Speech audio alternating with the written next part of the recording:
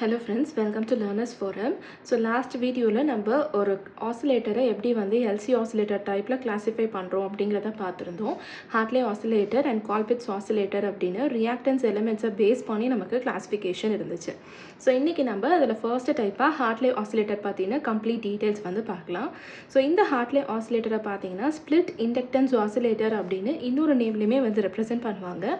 So இதுக்கான meaning என்ன அப்படிங்கிறத நம்ம டிஸ்கிரிப்ஷன் பார்க்கும்போது செக் பண்ணலாம். ஸோ இந்த ஹார்ட்லே ஆசிலேட்டரில் நம்ம கிளாசிஃபிகேஷன்லேயே பார்த்தோம் X1 X2 வந்து நமக்கு இண்டக்டிவாக இருக்கும், X3 வந்து கெப்பாசிட்டிவாக இருக்கும். ஸோ நமக்கு ரெண்டு இண்டக்டிவ் ரியாக்டன்ஸ் அண்ட் ஒரு கெப்பாசிட்டிவ் ரியாக்டன்ஸ் வந்து ஃபீட்பேக் நெட்வொர்க்கில் இருந்துச்சு அப்படின்னா அப்போ இருக்கிற ஆசிலேட்டர் தான் நம்ம ஹார்ட்லே ஆசிலேட்டர் அப்படின்னு சொல்லுவோம்.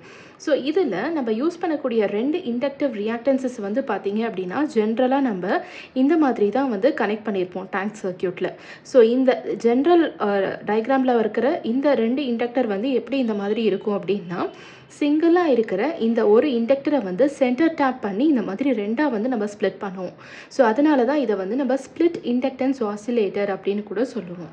ஸோ இது வந்து ஃபீட்பேக் நெட்வொர்க்கில் நம்ம யூஸ் பண்ணக்கூடிய ரியாக்டன்ஸுடைய வேல்யூஸ். நெக்ஸ்ட்டு இதில் நம்ம யூஸ் பண்ணக்கூடிய ஆக்டிவ் டிவைஸை டிபெண்ட் பண்ணி இதில் வந்து நம்ம ரெண்டு விதமாக கிளாஸிஃபை பண்ணலாம். ஒன்று வந்து BJT ஹார்ட்லே ஆசிலேட்டர், இன்னொன்று வந்து FET ஹார்ட்லே ஆசிலேட்டர். ஸோ ஃபர்ஸ்ட் நம்ம டிரான்சிஸ்டரைஸ்டு ஹார்ட்லே ஆசிலேட்டர் பற்றி பார்க்கலாம். ஸோ ஃபர்ஸ்ட் ஹாஃபில் பார்த்தீங்கன்னா நமக்கு ஆம்ப்ளிஃபையர் ஸ்டேஜ் இருக்கும், செகண்ட் ஹாஃபில் நமக்கு ஃபீட்பேக் நெட்வொர்க் இருக்கும். ஸோ ஃபீட்பேக் நெட்வொர்க்கில் நம்ம இதுக்கு முன்னாடி தான் பார்த்தோம், நம்ம யூஸ் பண்ணக்கூடிய டேங்க் சர்க்கியூட்டில் ரெண்டு இண்டக்டிவ் ரியாக்டன்ஸ் இருக்கும் அண்ட் ஒரு கெப்பாசிட்டிவ் ரியாக்டன்ஸ் இருக்கும். ஸோ இந்த மாதிரி சென்டர் டேப் பண்ண ரெண்டு இண்டக்டர் L1 L2 அண்ட் இங்கே நமக்கு ஒரு கெப்பாசிட்டிவ் ரியாக்டன்ஸ் C வந்து கிடைச்சிருக்கு. ஸோ இந்த போர்ஷன் வந்து நம்மளுடைய டேங்க் சர்க்கியூட். ஸோ இதில் நமக்கு ஒரு 180 டிகிரி ஃபேஸ் ஷிஃப்ட் வந்து கிடைக்கும். ஸோ ஃபர்ஸ்ட் ஹாஃபில் இருக்கக்கூடிய இந்த ஆம்ப்ளிஃபையரில் பார்த்தீங்கன்னா நம்ம இங்கே ஒரு BJT யூஸ் பண்ணியிருக்கோம். ஸோ இங்கே நமக்கு இனிஷியலாக என்னென்ன இருக்குது அப்படின்னா பைபோலார் ஜங்ஷன் டிரான்சிஸ்டர் நம்ம இங்கே ஆக்டிவ் டிவைஸாக யூஸ் பண்ணியிருக்கோம். And next R1 R2 RE அப்படிங்கிறது நம்ம யூஸ் பண்ணக்கூடிய resistance R1 R2 and RE. So இந்த மூணுமே பார்த்தீங்கன்னா பயாசிங் ரெசிஸ்டர்ஸ் அப்படின்னு நம்ம சொல்லலாம். நெக்ஸ்ட்டு நம்ம யூஸ் பண்ணக்கூடிய radio frequency choke RFC. So இதில் வந்து ரியாக்டன்ஸ் வந்து நமக்கு ஹையாக இருக்கும், ஹை ஃப்ரீக்வென்சிஸில், அதனால நம்ம ஓப்பன் சர்க்கியூட்டாக ட்ரீட் பண்ணிப்போம். ஆனால் DC ஆப்ரேஷனுக்கு பார்த்தீங்க அப்படின்னா இதை வந்து நம்ம ஷார்ட் பண்ணிப்போம். ஸோ இந்த RFCனால தான் AC அண்ட் DC ஆப்ரேஷனை நம்மளால் ஐசோலேட் பண்ண முடியுது. நெக்ஸ்ட்டு நம்ம யூஸ் பண்ணக்கூடிய கெப்பாசிட்டர்ஸான இந்த CC1 CC2 இது ரெண்டுமே வந்து கப்ளிங் கெப்பாசிட்டர் அண்ட் CE அப்படிங்கிறது வந்து எமிட்டர் பைபாஸ் கெப்பாசிட்டர். நெக்ஸ்ட்டு இந்த பர்டிகுலர் காமன் எமிட்டர் கான்ஃபிகரேஷனில் இருக்கிற இந்த ஃபர்ஸ்ட் ஹாஃப் பார்த்தீங்க அப்படின்னா இந்த ஆம்ப்ளிஃபையர் வந்து நமக்கு ஒரு 180 டிகிரி ஃபேஸ் ஷிஃப்ட்டை வந்து க்ரியேட் பண்ணி கொடுக்கும். ஸோ ஜென்ரலாக ஆசிலேட்டரில் நம்ம பார்த்துருப்போம், ஒன்று 0 டிகிரி இருக்கணும், இல்லைனா 360 டிகிரி மெயின்டைன் பண்ணணும் அப்படின்னு. ஸோ இங்கே நமக்கு ஒரு 180 டிகிரி ஃபேஸ் ஷிஃப்ட் கிடச்சிருச்சு. ஸோ நெக்ஸ்ட்டு இதை நம்ம 360 கன்வெர்ட் பண்ணணும் அப்படின்னா செகண்ட் ஹாஃபில் இருக்க இந்த டேங்க் சர்க்கியூட்டில் நமக்கு ஒரு அடிஷ்னல் 180 டிகிரி தேவைப்படும். ஸோ அதுவும் நமக்கு இந்த டேங்க் சர்க்கியூட் மூலமாக கிடச்சிருச்சு. ஸோ ரெண்டுத்தையும் ஆட் பண்ணோம் அப்படின்னா நமக்கு தேவையான இந்த கண்டிஷன் வந்து சாட்டிஸ்ஃபை ஆயிரும். ஸோ இதுதான் வந்து பார்குசன் கண்டிஷன், அதை வந்து இங்கே நம்ம சாட்டிஸ்ஃபை பண்ணியாச்சு. ஸோ இப்போ இதில் இந்த X1 அப்படிங்கிறது வந்து நம்ம இண்டக்டிவ் ரியாக்டன்ஸ் அப்படின்னு எடுத்திருக்கோம். So X1 is equal to omega L1 அப்படின்னு கிடைக்கும். X2 is equal to omega L2 and third வந்து பார்த்தீங்க அப்படின்னா கெப்பாசிட்டிவ் ரியாக்டன்ஸ் அப்படிங்கிறதுனால -1 by omega C அப்படின்னு கிடைக்கும். ஸோ LC ஆசிலேட்டருக்கான கண்டிஷன் என்ன அப்படின்னா X1 plus X2 plus X3 is equal to 0. So இந்த கண்டிஷனில் X1 X2 X3 வேல்யூஸ் இது எல்லாத்தையும் வந்து நம்ம இங்கே சப்ஸ்டியூட் பண்ணோம் அப்படின்னா omega L1 plus omega L2 -1 by omega C is equal to 0 அப்படின்னு கிடைக்கும். ஸோ இதிலிருந்து omega into L1 plus L2 is equal to 1 by omega C அப்படின்னு நம்ம ரீஅரேஞ்ச் பண்ணிவிட்டு ஒமேகாவை மட்டும் நம்ம ஒரு பக்கமாக வச்சோம் அப்படின்னா 1 divided by square root of L1 plus L2 into C அப்படின்னு நமக்கு கிடைக்கும். So in terms of natural frequencyல F is equal to 1 divided by square root of L1 plus L2 into C and 2 pi அப்படின்றது நமக்கு இப்போ frequency அப்படிங்கிறதுனால அடிஷ்னலாக நமக்கு இங்கே கிடைக்கும். ஸோ இதுதான் frequency of oscillation in LC oscillator and to பர்டிகுலராக ஹார்ட்லே ஆசிலேட்டர் டைப்புக்கு. ஸோ இது வந்து ரொம்ப ரொம்ப இம்பார்ட்டன்ட். இதில் இன்னொரு சின்ன பெக்குலியர் கண்டிஷனும் இருக்கும். ஸோ அது என்ன அப்படிங்கிறத இப்போ பார்க்கலாம். ஸோ இதில் இந்த L1 + L2 ரெண்டுத்தையுமே நம்ம ஈக்குவலண்ட் இண்டக்டன்ஸ் வேல்யூ L ஈக்குவலண்ட்டாக வந்து நம்ம எடுத்துக்கிட்டோம் அப்படின்னா இந்த பர்டிகுலர் கண்டிஷனில் நம்ம modulus of A beta is equal to 1 அப்படின்ற கண்டிஷனை சாட்டிஸ்ஃபை பண்ணுறதுக்கு நம்ம எடுத்துக்கக்கூடிய impedance value HFE is equal to L1/L2 அப்படிங்கிற ரேஷியோவில் இருக்கணும். ஆனால் ப்ராக்டிக்கலாக பார்த்தீங்க அப்படின்னா L1 L2 வந்து நம்ம சிங்கிள் கோரில் ஓன் பண்ணியிருப்போம்.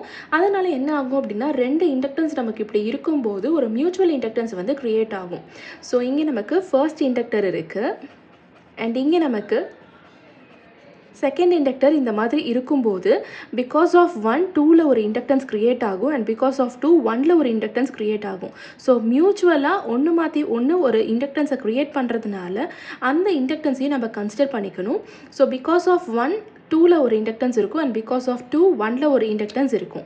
ஸோ இங்கே நமக்கு கிடைக்கிற வேல்யூஸ் M and M எடுத்துக்கிட்டோம் அப்படின்னா டோட்டலாக நமக்கு 2M அப்படின்றது கிடைக்கும். ஸோ அந்த மியூச்சுவல் இண்டக்டன்ஸையும் நம்ம இன்க்ளூட் பண்ணும்போது L equivalent is equal to L1 + L2 + 2M அப்படின்னு கிடைக்கும்.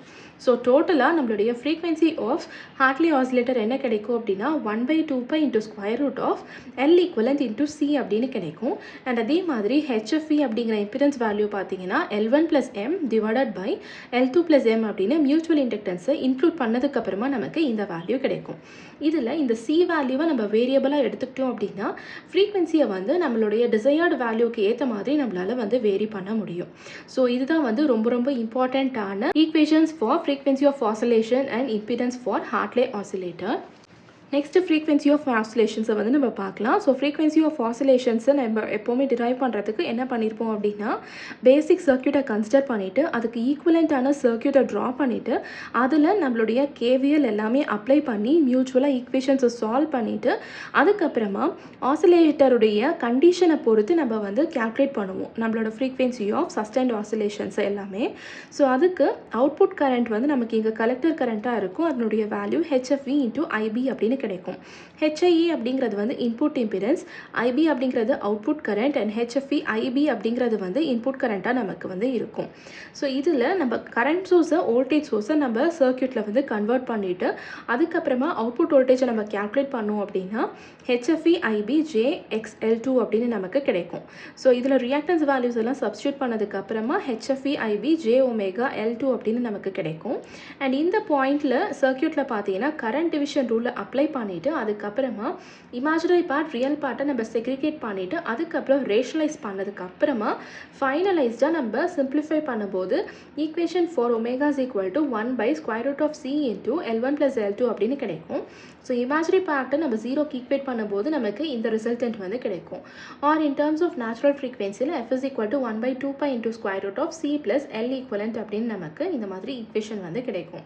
ஸோ கான்செப்ட் வந்து பார்த்தீங்க அப்படின்னா எப்படி இது டிரைவ் பண்ணி இன் டர்ம்ஸ் ஆஃப் சர்க்யூட் வைஸில் நம்ம இந்த ரிசல்டண்ட்டை ரீச் பண்ணுறோம் அப்படிங்கிறது தான் ஃப்ரீக்வன்சி ஆஃப் ஆசிலேஷன்ஸ் உடைய டெரிவேஷன்ஸ் எல்லாமே. மற்றபடி ரிசல்டன்ட் பார்த்தீங்க அப்படின்னா ரெண்டுமே வந்து சேமாக தான் இருக்கும். ஸோ இதுதான் ஹார்ட்லி ஆசிலேட்டர் பற்றின டீட்டெயில்ஸ்.